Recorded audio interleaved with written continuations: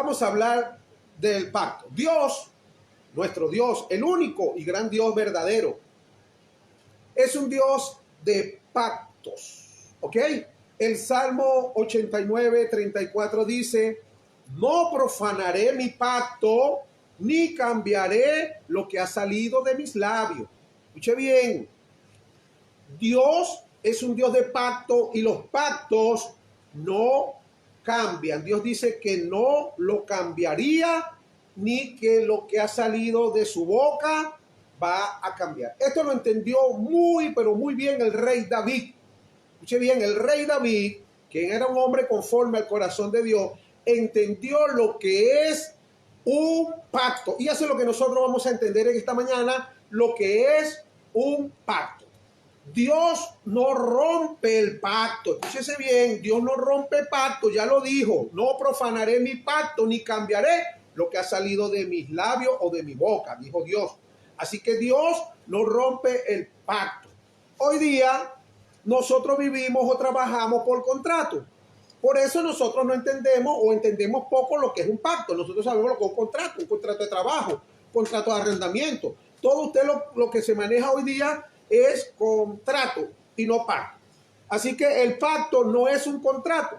Cuando tú rompes un contrato, ¿verdad? Puedes ir preso, te pueden poner una multa, pero cuando tú rompes un pacto puedes hasta morir, para que sepa eso, ¿ok? Pacto en hebreo es la palabra brit, que se escribe B-E-R-I-T, brit, y significa pacto o alianza, ¿ok? Brit, esta palabra viene de una raíz que significa cortar. Por eso los pactos se hacían cortando la carne de un animal o de una persona. Escuche bien, los pactos eran muy usados en Israel y los llamaban pactos de sangre, ¿ok? El primer pacto entre Dios y el hombre fue con Abraham, cuando Abraham fue sellado por la sangre de la circuncisión. Escuche bien, todos los pactos se hacían con sangre, la sangre de la circuncisión. Génesis capítulo 17, versículo 1 y 2 dice: cuando Abraham tenía 99 años, el Señor se le apareció y le dijo: yo soy el Dios Todopoderoso. Fíjense ustedes que se le apareció a Abraham en Génesis capítulo 17 del 1 y 2. Yo soy el Dios Todopoderoso. Esto me hace recordar Apocalipsis, sin querer, me hace recordar Apocalipsis 1:8, que dice: yo soy el Alfa y el Omega, el Señor, Dios. Dice: el que es, el que era y el que ha de venir, el Todopoderoso. ¿Quién es el que es, el que era y quién es el que ha de venir? Nuestro Señor Jesucristo. ¿Ok? Entonces me está hablando en Génesis 17, 1, 2. Yo soy el Dios Todopoderoso. Dijo: anda delante de mí y sé íntegro, y así confirmaré mi pacto contigo. Amén. Y el versículo 24 del mismo Génesis 17 nos dice que Abraham tenía 99 años cuando fue circuncidado. Es decir, tuvo que derramar sangre humana, en este caso, ¿para qué? Para Dios sellar un pacto entre Dios y el hombre. Este fue el primer pacto que Dios hizo con el hombre. Ahora, el segundo pacto entre Dios y los hombres fue sellado por la sangre de su Hijo Jesucristo. Amén. Mateo 26, 28 nos enseña y nos dice: porque esta es mi sangre del nuevo pacto, que es derramada por muchos para el perdón de los pecados. Así que, si dos personas hacen un pacto, ¿verdad? Se cortan, que las muñecas, en este caso, eso significa bridge, lo que estaba hablando, que es berig, esa palabra, se cortan las muñecas y ambos se unen las muñecas, ¿verdad? Y su sangre fluye como una sola, se une la sangre. Cuando gotea, se une, las dos sangres se unieron, ahí hay un pacto, ¿ok? Y luego, tú sabes lo que hacían los israelitas, mayormente en Israel, que se practicaban estas cosas, estos pactos. Luego se quitaban el manto y se lo ponían el uno al otro. ¿Ah? Esto significa ¿qué? Que tu posición, escuche bien, es mi posición. Si yo soy un mendigo y tú eres un rey, ahora yo tengo tu manto y ya yo no soy un mendigo, sino que yo soy un rey. Eso es lo que pasó en el pacto que hizo Dios con los hombres a través de Jesucristo. Porque nos llama ahora la Biblia claramente en Apocalipsis capítulo 1:6 dice que Dios nos hizo reyes y sacerdotes. ¿Por qué? Por el pacto, hermano. Nosotros quienes éramos unos mendigos, unos don nadie, pero una vez que hay un pacto entre Dios y los hombres, hubo un cambio. Cristo, siendo el justo y no pecador, él hizo un cambio, hizo un trueque contigo y conmigo. Él te dijo, yo soy la vida, yo tengo vida, yo soy la vida, la verdad y la vida, yo soy el camino, la verdad y la vida. Y nosotros ¿quiénes éramos? Nosotros lo que éramos era unos reos dignos de muerte, por cuanto todos pecaron, dice la Biblia, están destituidos de la gloria de Dios. ¿Y qué hizo Jesucristo entonces? Toma mi manto, vístete. ¿Y nos vistió ahora qué? Apocalipsis 1:6. Dios nos hizo a nosotros con que reyes y sacerdotes. Eso es un pacto, escuche bien. Eso es un pacto donde los hombres se quitaban el manto que cargaban y se lo ponían el uno con el otro. Y eso pasa también, fíjense ustedes, en los pactos de sangre. Se convierte en una sola sangre. Eso pasa en los matrimonios. El matrimonio es un pacto. ¿Sabían ustedes eso? Pacto matrimonial. Incluso dice la Biblia que ya no son dos, sino una sola carne. Son una sola carne. Y luego vienen los hijos.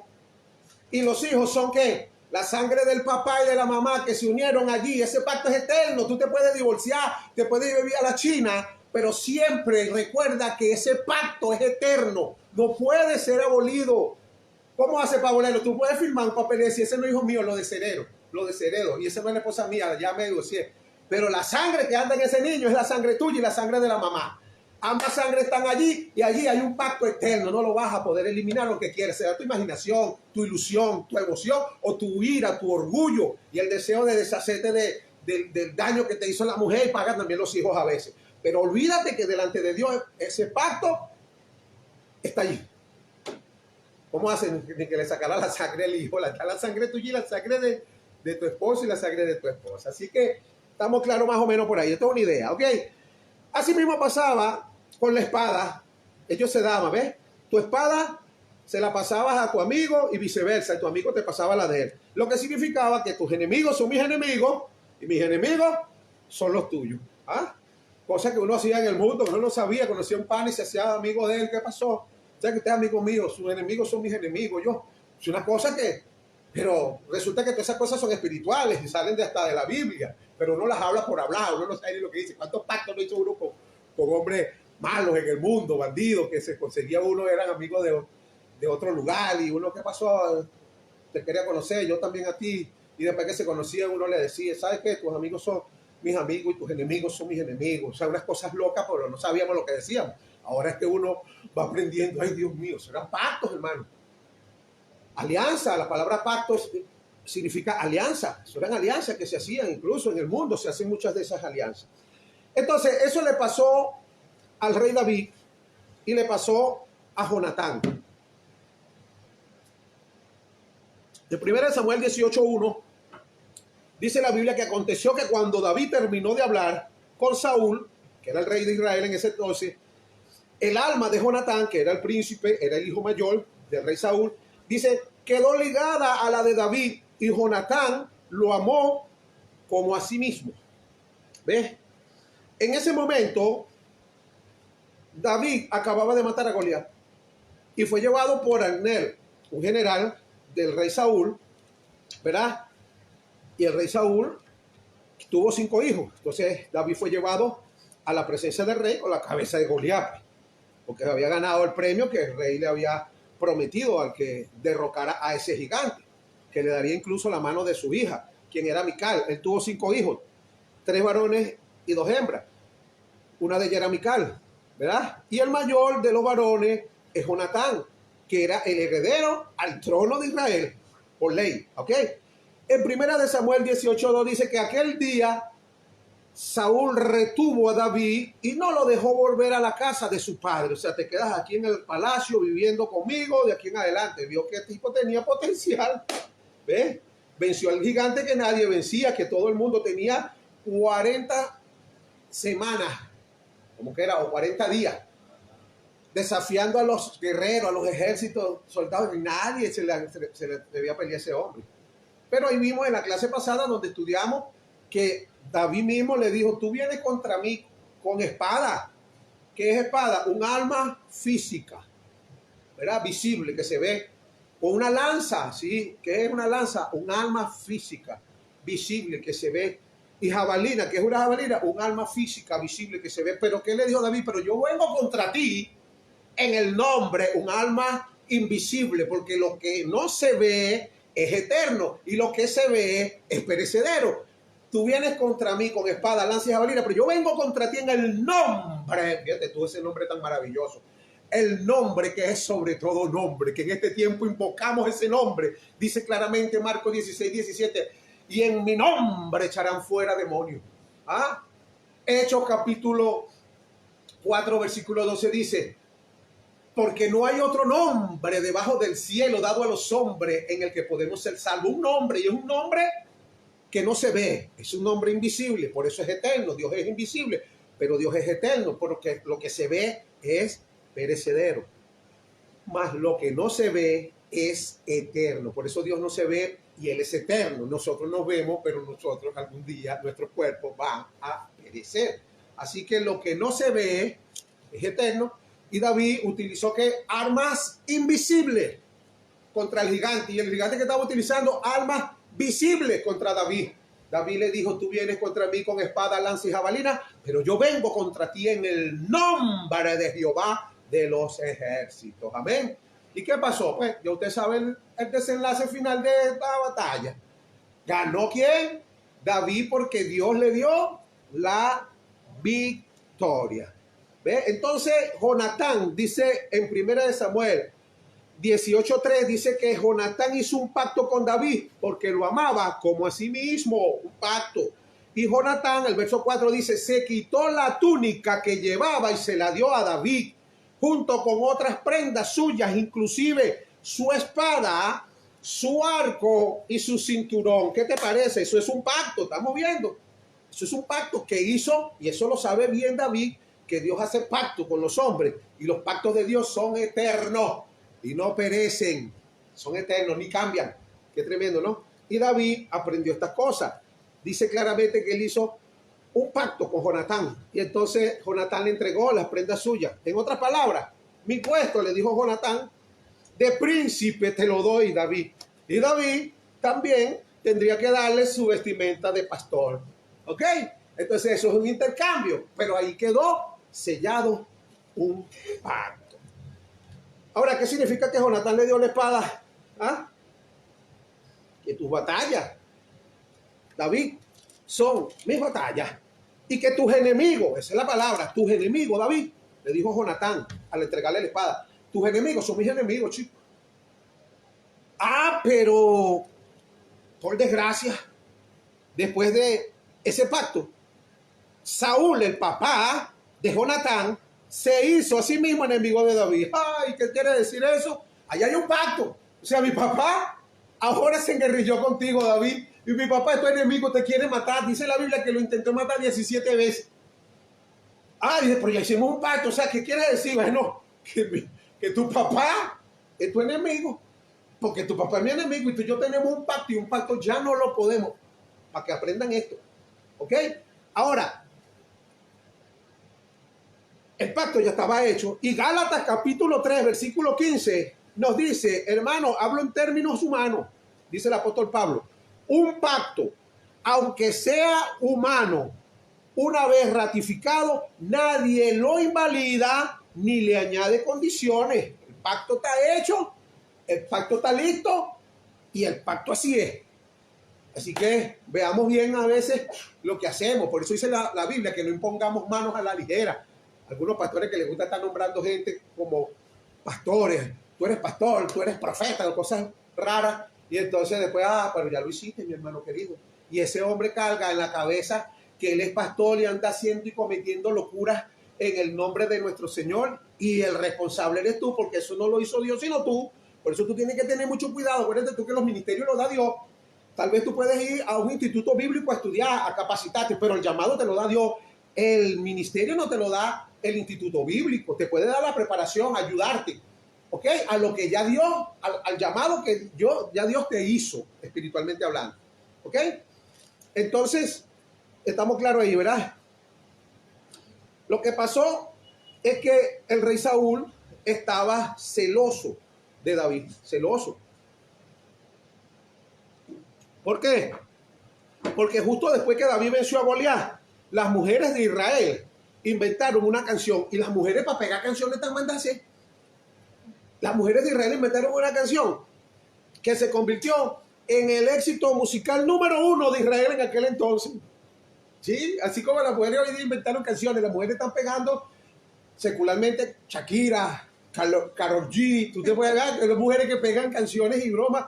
Bueno, así hicieron las mujeres de Israel, pegaron una canción que inventaron, que era el éxito musical de aquel entonces en Israel, pero a Saúl no le gustó. Mira lo que dice 1 Samuel 18:7, dice, y las mujeres cantaban mientras tocaban y decían, Saúl mató a 1000 y David a sus 10,000. Imagínate, el verso 8 dice, y se enojó Saúl en gran manera y le desagradó este dicho y dijo, a David dieron 10,000 y a mí 1,000. No le falta más que el reino. Verso 9 dice, y desde aquel día Saúl no miró con buenos ojos a David, nada más que por una canción. ¿Qué te parece? Empezó el rey Saúl a mirar a David con malos ojos. Esto es lo que le falta al reino. Mira, la gente canta que él mató a 10,000 y yo maté a 1,000 nada más. Se lo estaban poniendo por debajo y el hombre se luchó, se molestó, pues, y él era el rey. Ok, pero después que Saúl se enojó con David, le pasó lo que Jesucristo dijo en Mateo 18, 34 al 35. Dice, entonces su señor enojado le entregó a los verdugos hasta que pagase todo lo que debía. Verso 35 dice, así también mi Padre Celestial hará con vosotros si no perdonáis de todo corazón cada uno a su hermano sus ofensas. ¿Ves? Dijimos que en el versículo 9 de 1 Samuel 18 dice, y desde aquel día Saúl no miró con buenos ojos a David. Pero el verso 10 dice que aconteció al otro día, es decir, el siguiente día, que un espíritu malo de parte de Dios tomó a Saúl. Y él desvariaba en medio de la casa. David tocaba con su mano como otros días y tenía Saúl una lanza en la mano. Así que el rey Saúl estaba tan endemoniado que quería matar a David. Dice el versículo 11, y arrojó Saúl la lanza diciéndole, enclavaré a David a la pared. Pero David lo evadió 2 veces. ¿Ves? Así que David le dijo entonces a Jonatán, con el que había hecho pacto, que era el príncipe, el hijo del rey, le dijo ya que ya no podía quedarse más en el rey, allá en el palacio, pues con el rey. ¿Ves? Así que Jonatán le dijo a David, en 1 Samuel 20:14, mire lo que le dijo Jonatán a David, para que usted vea la revelación que tenía este muchacho. A pesar de que era el príncipe heredero al trono, le dijo a David, y si quedo vivo, le dijo a David, muéstrame la misericordia del Señor para que yo no muera. ¿Por qué le dice eso? El verso 15 dice, el Señor, le dijo el mismo Jonatán a David en el verso 15, el Señor destruya de la tierra uno por uno de los enemigos de David. Pero le dijo, no elimines para siempre tu misericordia de mi casa. Wow, eso significa que estaba incluyendo a su propio papá, a Saúl. O sea, él hizo un pacto, Jonatán con David, le dice, cuando el Señor destruya de la tierra uno por uno a los enemigos de David, no elimines para siempre tu misericordia de mi casa. Ahí estaba incluyendo a mi papá, o sea, no me vayas a matar a mi papá tampoco, ¿vale? Eso es tremendo, ¿no? Y está hablando con el hombre del pacto. Entonces, este joven hijo del rey Saúl tenía revelación de parte de Dios, porque aunque por la ley él era el heredero del trono si su padre moría, pero él ya sabía por revelación divina que después de que su padre Saúl muriera, quien iba a reinar no era él, sino David. Ya el hombre lo sabía, imagínate. Y el que debería de estar celoso era él, porque me vas a quitar el trono. Sin embargo, no sintió celo, lleno de Dios, lleno del Espíritu de Dios. ¿Qué hizo? Alianza, pacto con el mismo David, y todavía le dice a David claramente, y si quedo vivo, muéstrame la misericordia del Señor para que yo no muera. Y luego le dice, y cuando el Señor destruya de la tierra uno por uno a los enemigos de David, no elimines para siempre tu misericordia de mi casa. Tremendo, ¿no? Entonces, si alguien debía odiar a David, era él, era Jonatán, pero no fue así. él le dijo en el 20:14, muéstrame misericordia a mi familia. Y la Biblia dice que la palabra misericordia en hebreo es la palabra hesed, que significa gracia. Misericordia y gracia es lo mismo. Gracia. O sea, Jonatán le dijo a David que no apartara su gracia de su familia. ¿Ah? Había un pacto entonces entre David y Jonatán, y como dice Gálatas 3:15, un pacto aunque sea de hombre no puede ser invalidado, ni se le añade condiciones, así lo dice la Biblia. Y si está escrito, escrito está. 1 Samuel 20, 16 al 42, eso lo lee en su casa porque es un poquito largo, y por cuestiones de tiempo, pero dice que así hizo Jonatán pacto con la casa de David. El versículo 20 dice, y yo traeré 3 saetas, le dijo Jonatán a David, aquel día como ejercitándome el blanco. El 21 dice, luego me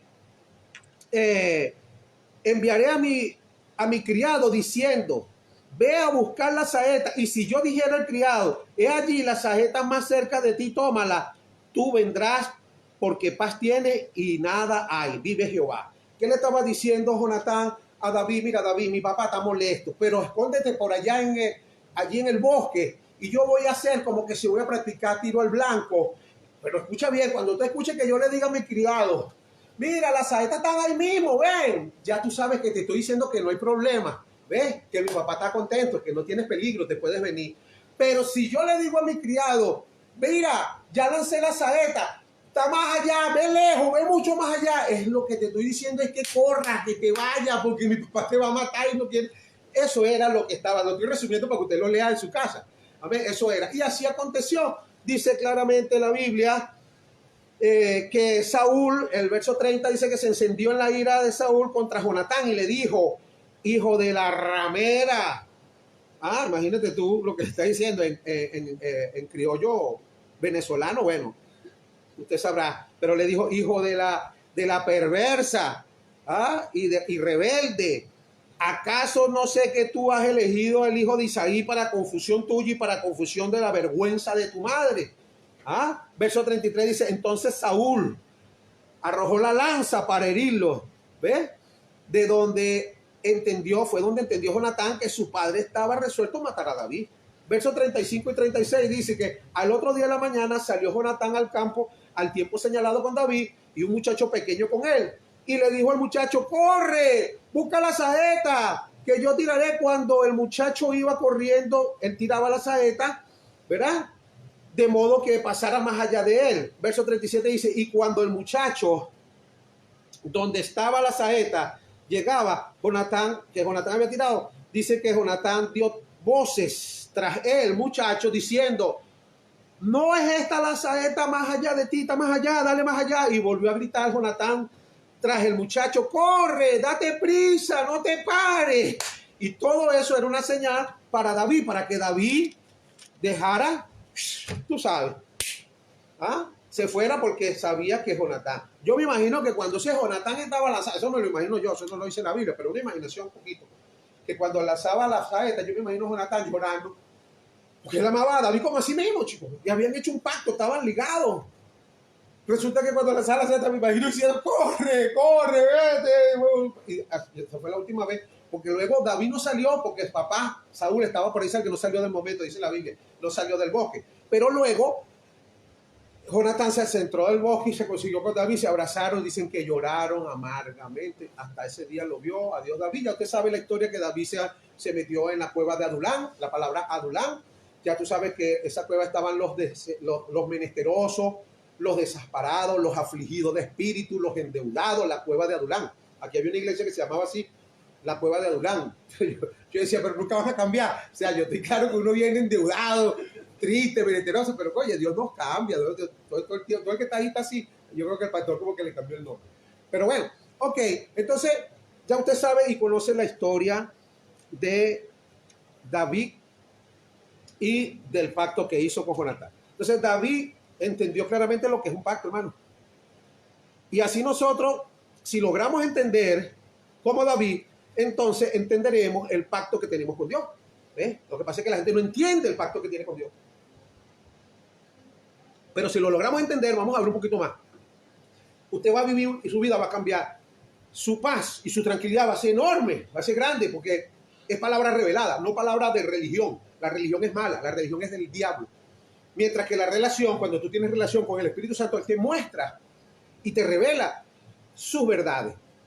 Dice claramente que David entonces entendió el pacto. Saúl representa, escuche bien, Saúl representa a la raza humana que hace cosas destructivas y no le importa. O sea, oye, Saúl hacía cosas malas, hasta mató sacerdotes, imagínate. ¿Sabes lo que es eso? Acabó con sacerdotes que estaban en un ¿cómo se llama?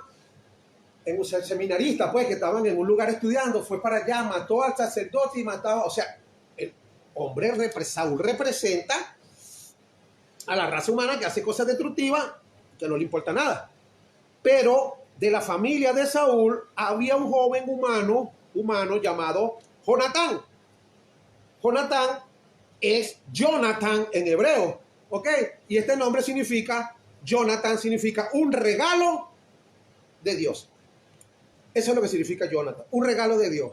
Y él representa, Jonatán bíblicamente representa a nuestro Señor Jesucristo, quien vino como hombre.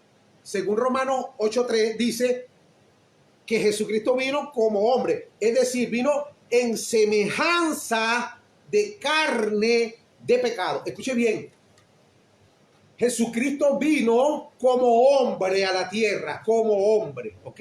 Siendo Dios. 1 Timoteo capítulo 3, verso 16 dice que Dios, ¿cuántos dioses hay? Uno solo. 1 Corintios capítulo 8, versículo 6 dice, para nosotros, sin embargo, solo hay un Dios, el Padre. ¿Ok? Un solo Dios, el Padre. ¿Y quién es Jesucristo? 1 Timoteo capítulo 3, verso 16 dice, indiscutiblemente grande es el misterio de la piedad. Dios fue manifestado en carne. ¿Quién es Jesucristo? Mateo capítulo 1, versículo 23, he aquí la Virgen concebirá y dará a luz un hijo y llamará su nombre Emmanuel. ¿Qué significa Emmanuel? Dice la Biblia que traducido es Dios. ¿Quién es Jesucristo? Dios con nosotros. Ahora, vea bien y entienda bien quién es Jesucristo. Entiéndalo bien para que usted pueda saber. En Romanos 8:3 dicen que Jesucristo vino en semejanza de carne de pecado. Semejanza, porque Él no era carne de pecado, sino simplemente semejanza. ¿Por qué? Porque 2 Corintios 5:21 nos enseña, al que no conoció pecado por nosotros, lo hizo pecado para que nosotros fuésemos hechos justicia de Dios en él. Vea el trueque. Vea el trueque. Nosotros, los pecadores, que estamos cargados de pecado, y Jesucristo, okay, el varón perfecto que no tenía pecado, ¿qué pasó con Jesucristo entonces? Lo hizo pecado por nosotros. O sea, un trueque. Toma mi pecado. Jesucristo cargó el pecado tuyo y el mío y nos dio la vida. Él es la vida. Yo soy la vida. Ese es un pacto, hermano, un pacto. Así como Jonatán se quitó y le dijo, yo soy el príncipe y tú, David, eres un pastorcito, pero toma, ahora tú eres un príncipe también. Así nuestro Dios. Él es el rey soberano, el rey de los reyes. Él es el rey de reyes. Y cuando hizo un pacto contigo, que eras un mendigo, que eras un pecador, ¿a través de qué? De su Hijo, Jesucristo, de un hombre que, recuerden bien, este hombre era semejanza de carne de pecado, mas no era pecado, era semejanza, escuche bien. ¿Y qué entonces pasó con esto? Él cambió sus vestiduras sacerdotales, por eso ahora nosotros, nos dice Apocalipsis 1:6, que nos ha hecho Dios reyes a nosotros y sacerdotes. ¿Me estás entendiendo? ¿Y Jesucristo qué se hizo? Se hizo maldito. Maldito éramos nosotros. Maldito era usted. Maldito era yo. Pero Jesús se hizo maldito por nosotros. Porque escrito está, maldito todo aquel que muriese en un madero. ¿Ah? Dice la Biblia que Él cargó todos los pecados sin tener pecado. Hizo un cambio, hermano. Sus pecados fueron sobre Él. Y la bendición de Él fue sobre ti. La Biblia dice claramente que Cristo, siendo rico, se hizo pobre para que nosotros en nuestra pobreza fuésemos enriquecidos. ¿Ah? Y la riqueza más grande que nosotros tenemos es la primera riqueza que ya Dios nos dio en Efesios 1:3, que somos benditos con toda, no con alguna, sino con toda bendición espiritual. Porque la bendición es eterna, pero la bendición es espiritual. La bendición no se ve, porque lo que se ve es perecedero, pero lo que no se ve es eterno. Así que Dios te bendijo con toda bendición eterna, espiritual. Amén. Ahora empezamos a ver los efectos de la bendición. Como les dije en las clases pasadas, que los hijos, la casa, el matrimonio, el hogar, es el efecto de una bendición que ya Dios te lo dio en el mundo espiritual. Porque lo que se ve, dice la Biblia, proviene de lo que no se veía. Amén, amén, amén. Amén. Entonces estamos claros allí que esto es tan precioso que Jonatán significa un regalo de Dios y él representa a nuestro Señor Jesucristo, quien vino como hombre, ¿ok? Estamos claros. Y David, ¿quién es David en este pacto allí? David es la imagen de Dios. Zacarías 12:8 dice, y la casa de David como Dios, como el ángel de Jehová delante de ellos. O sea, esto es simbólico, estamos hablando de algo simbólico, ¿ok? No literal, simbólico, y lo expresa la Biblia. Entonces, ¿qué representa David? David representa la raza humana que éramos todos nosotros, perversos. ¿Qué representa Jonatán? El hijo que hizo pacto ¿con quién? Con Dios, que es David, en este caso representa a David. ¿Y qué pasó? Hay un pacto entre David, que representa o simboliza a Dios, con Jonatán, que es el hijo. ¿Por qué? Por la raza humana que es Saúl, la raza humana que somos nosotros. Ahora mire bien. En tipología, David es un hombre, pero es la imagen de Dios en tipología. Entonces, Dios el Padre, Jesús el Hijo, representando a la raza humana, hicieron un pacto.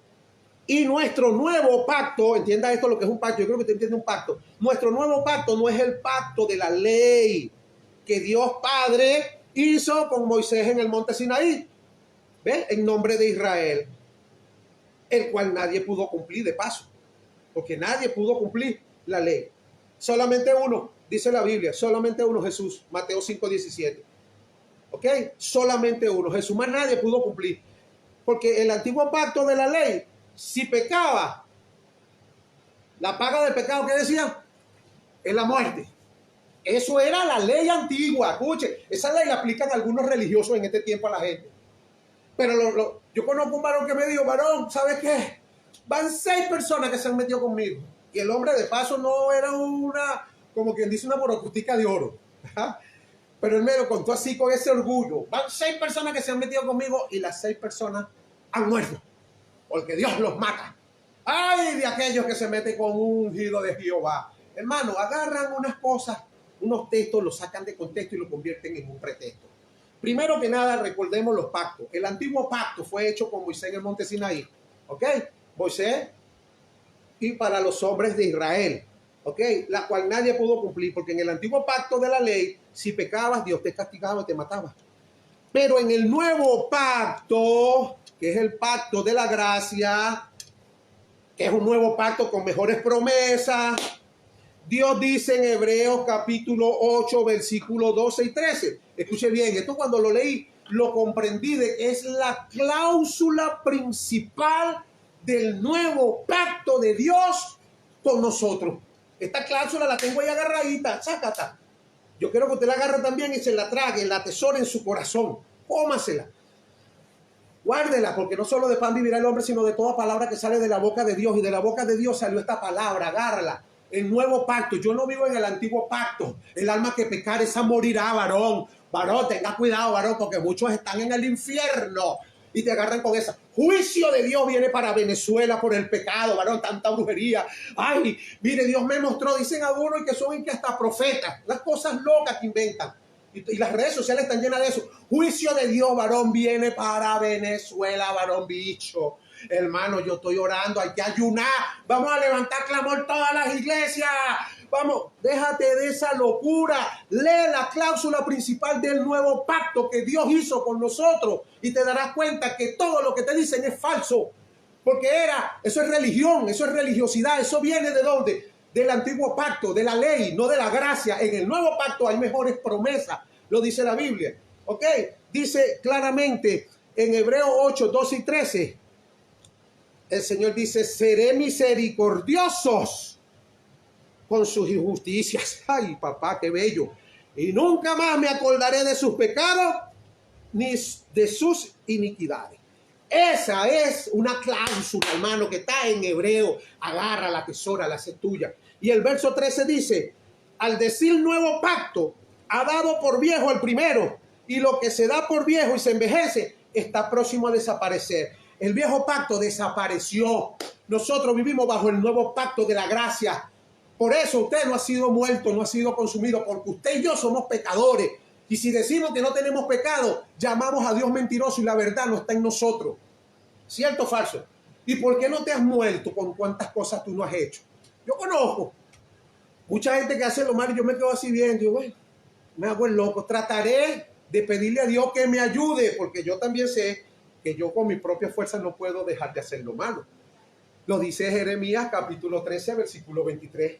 ¿Cambiará el etíope su piel o el jaguar sus manchas? Así vosotros que están acostumbrados a hacer lo malo, podéis hacer lo bueno. Lo dice también Romanos capítulo 8, versículo 7 de otra manera. Dice, los designios de la carne son enemistad contra Dios, porque no se sujetan a la ley de Dios ni pueden. Es decir, tú no puedes santificarte, tú no puedes, eso es falso, eso es una ilusión religiosa. Me voy a santificar, varón. Incluso pastores que te mandan a santificar a los hermanos, santifíquense. Eso es falso. Porque 1 Tesalonicenses capítulo 5, verso 23 dice, y el Dios de paz, que es nuestro Señor Jesucristo, ¿a través de qué? De su Espíritu que está en nosotros. Dice, os santifique todo vuestro ser, espíritu, alma y cuerpo, para que sean irreprensibles hasta la venida del Señor. Así que tú no te puedes santificar. El Señor que te llamó, Él te santifica, Él te justifica, porque hay uno solo que es justo, uno solo, y uno solo que justifica, se llama Jesús. Amén. Entonces, mis amados hermanos, este nuevo pacto es realizado por Dios Padre y el hombre. ¿Pero cuál hombre? El hombre perfecto, Jesucristo. Amén. Pero en este caso, nosotros cuando vimos a Jesús que murió, Él es un mediador, según 1 Timoteo 2:5. Hay un solo Dios y un solo mediador entre Dios y los hombres. Jesucristo, hombre. Así como Jonatán y David hicieron un pacto, así mismo Dios ha hecho un pacto contigo y conmigo por medio de tu representante o de nuestro representante llamado Jesucristo. Así que todo el tiempo David honró el pacto que hizo con el hijo de Saúl, con Jonatán. Nunca levantó su mano contra el rey Saúl ni lo mató. Así que llegó el tiempo que murió el rey Saúl y su hijo Jonatán. Pero los pactos son eternos. Escuche bien, eso está en 2 de Samuel capítulo 1, desde el 11 al 27. Dice que cuando mataron a Saúl, y mataron a Jonatán, llegó la noticia al palacio. Pero también llegó la noticia a los oídos de David. Y si tú lees la Biblia, dice que David lloró. Cuando escuchó esa noticia, David lloró, rasgó sus vestidos y le llamó a toda su gente que estaban con él. Hicieron oraciones, lamentos. Dice que lloró amargamente toda la noche por la muerte de Saúl y de su amigo Jonatán. Pero en 2 de Samuel 4:4 dice que Jonatán, hijo de Saúl, tenía un hijo lisiado de los pies, que tenía 5 años cuando la noticia de la muerte de Saúl y Jonatán llegó de Jezreel, y su nodriza lo tomó y huyó, y mientras iba huyendo apresuradamente se le cayó el niño y quedó cojo. Su nombre era Mefibosé. O sea, mira, mataron a tu abuelo y al abuelo del niño y al papá del niño. O sea, la nodriza, uy, atorada, desesperada, tú sabes, dame acá el niño. Lo agarró el muchachito y se le cayó a ese muchachito y no sentía ninguna misión milagro de esa de que había yeso, ¿me entiendes? Ni muleta, nada. Dale. Y el muchachito quedó cojo, dice la Biblia, que quedó cojo y se lo llevó corriendo. Y el muchachito se llamaba Mefibosé. ¿Tú sabes lo que significa Mefibosé? Exhalar vergüenza significa Mefibosé. Exhalar vergüenza. Y vivía en un lugar llamado Lodebar. La palabra Lodebar significa lugar de incomunicación. O sea, el muchachito estuvo incomunicado, pasando trabajo. O sea, esto es una representación de lo que estamos hablando. David representa a Dios tipológicamente ahí en la Biblia. Como dijimos que Jonatán representa a Jesucristo, que hizo un pacto, ¿verdad? Con Dios, con David, en este caso. Y le habló claramente a través del pacto que tu misericordia, que tu gracia nunca se aparte de mi familia. ¿Ok? Y aquí está cumpliendo tipológicamente David, que tipifica en lo que estamos hablando al mismo Dios que hizo un pacto a través de Jesucristo, su Hijo, con nosotros, ¿verdad?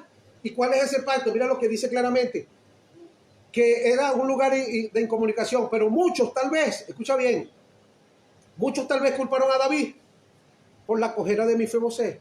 Tú te imaginas ese niño creciendo, tú eras el heredero, tu papá y tu abuelo, y murieron. Cuando ellos murieron, tú eres heredero, pero ¿sabes quién es el que está ahora montado en el trono? David. David, tú estás así por culpa de David, porque así es la gente, los religiosos es así, acusadores. Estás allí por culpa de David. Cuando que él, David, el rey, cuando murió el papá y murió el hijo, que era Jonatán, y Saúl, David lloró.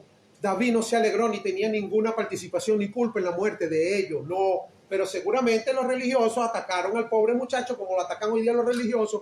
Tú estás así porque Dios está haciendo juicio contigo por un castigo de Dios, por eso es que tú estás así, por eso es que tú pasas por eso. Esos son los religiosos. Cuando que la realidad está aquí clarita, vea bien lo que dice. Vea bien lo que dice, por lo menos en 2 de Samuel, capítulo 9, vamos a ver qué nos dice 2 de Samuel, capítulo 9, desde el versículo 1, para que usted vea. Dice, dijo David, ¿ha quedado alguno de la casa de Saúl a quien haga yo misericordia por amor de Jonatán? Y había un siervo de la casa de Saúl que se llamaba Siba, al cual llamaron para que viniese a David. Y el rey le dijo, ¿tú eres Siba? Y él respondió, tu siervo. Y el rey le dijo, ¿no ha quedado nadie de la casa de Saúl a quien yo haga misericordia de Dios? Y Siba respondió al rey, aún ha quedado un hijo de Jonatán, lisiado de los pies. Entonces el rey le preguntó, ¿dónde está? Y Siba respondió al rey, he aquí, está en casa de Maquir, hijo de Amiel, en Lodebar, lugar de incomunicación, estaba incomunicado. Entonces envió el rey David y le trajo de la casa de Maquir, hijo de Amiel, en Lodebar. Y vino Mefibosé, hijo de Jonatán, hijo de Saúl, a David, y se postró sobre su rostro e hizo reverencia, y dijo David, Mefibosé, y él respondió, he aquí tu siervo. ¿Ah? Y le dijo David, no tengas temor, porque yo a la verdad haré contigo misericordia por amor de Jonatán, tu padre, y te devolveré todas las tierras de Saúl, tu padre, y tú comerás siempre a mi mesa. Y él, inclinándose, dijo, ¿quién es este siervo para que mires a un perro muerto como yo? Eso pasa con muchos evangélicos. Todavía el rey te manda a llamar para que te sientes ahora a comer a la mesa con el rey, porque si tú eras Mefibosé, vivías en Lodebar, en un lugar de incomunicación, tú eras invisible, nadie hablaba contigo porque el pecado apesta. Incluso delante de Dios tú estabas incomunicado, tú no tenías ninguna comunión con Dios. Pero ahora el rey te mandó a llamar para que te sientes a la mesa, porque el pacto que el Dios hizo, que el Dios de los cielos hizo a través de su Hijo Jesucristo en la cruz del Calvario, fue sellado con sangre, un nuevo pacto con mejores promesas. Y les acabo de decir claramente que uno de las cláusulas principales de este nuevo pacto está en Hebreos 8, 12 y 13, que dice, seré misericordioso con sus injusticias y nunca más me acordaré de sus pecados ni de sus iniquidades. Entonces Dios va a ser misericordioso, lo dijo Dios, no lo estoy diciendo yo. Hermano, ¿y puede pecar? No puedes pecar, porque la Biblia dice que si la simiente de Cristo está en ti, la simiente de Dios, que es Jesucristo, el Espíritu Santo está en ti, es difícil que tú peques. Ah, que hay un pecado, sí, el pecado de la carne que mora en nosotros. Y si tú te descuidas en oración, en el ayuno, en la lectura de la palabra, ¿verdad? Entonces la carne crece, aumenta y peca. Pero sin embargo, hay un pacto. Aún con todo eso hay un pacto. Dice la Biblia que si alguno de vosotros comete pecado, abogado tenemos para con Dios, a Jesucristo el justo. Hay un pacto que dice que donde abunda el pecado, sobreabunda la gracia de Dios. Porque entonces va a venir Dios a matar a los venezolanos, porque aquí hay pecado de brujería. ¿Ah? Por todas esas cosas va a venir Dios a matar. Eso es falso, mi hermano querido. Si aquí hay pecado abundante, también, según me dice la palabra de Dios, hay sobreabundante gracia.